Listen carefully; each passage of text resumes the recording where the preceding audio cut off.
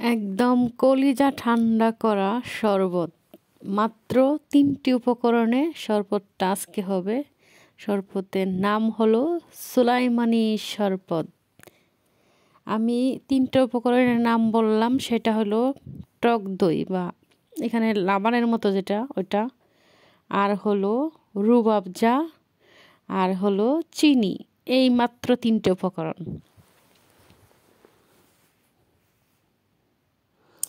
এখানে নিয়েছি আমি ২ টেবিল চামচ চিনি,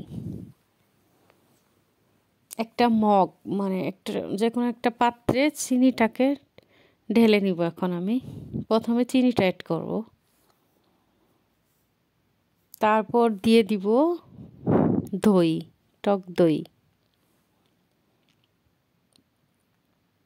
১ কাপের মতো দই দিলেই হয়ে যাবে।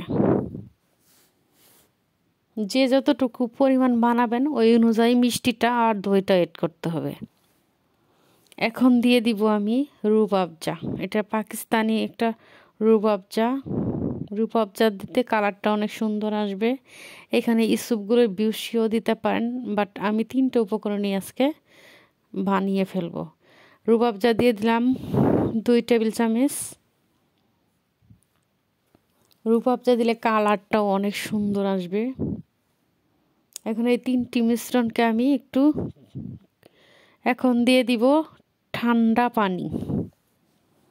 পানি দিয়ে গুলে নিব।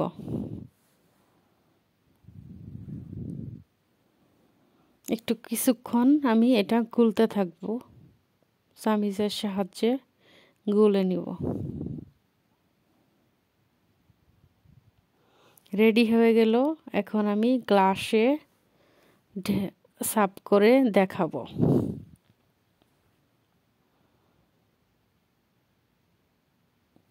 আসলে এই শরবতটা অনেক মজাদার। এটা আসলে একটা ভাবির কাছ থেকে আমার শেখা। অনেক মজার একটা শরবত।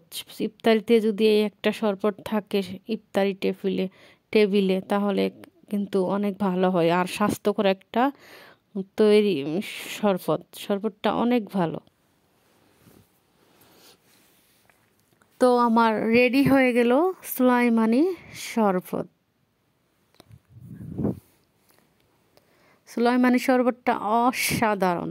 দেখেন কালারটা কত সুন্দর আসছে। উপরে একটা পাতা দিয়ে পরিবেশন করলাম। ওয়াও, পাতাটা দিয়েতে আরও শরবতের গ্লাসের লুকটাই চেঞ্জ হয়ে গেছে।